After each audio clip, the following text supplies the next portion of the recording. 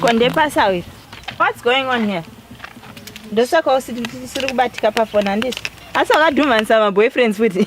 Shamara wambona inini ndichichinjira line mukomana manje inini. Oh, saka what's happening? Ndatoenda pa-roaming neline ku South Africa because haana nekunetswa. Ukunetswa nani zve-roaming hazvishande. Shandazwa nekunetswa from all directions. Ona urikundibvunza kuti wakapasa here. Ndichatomboenda offline pa-Facebook futhi for about a week. Musikana musvinusvinu akaita sewe unganzwa foira.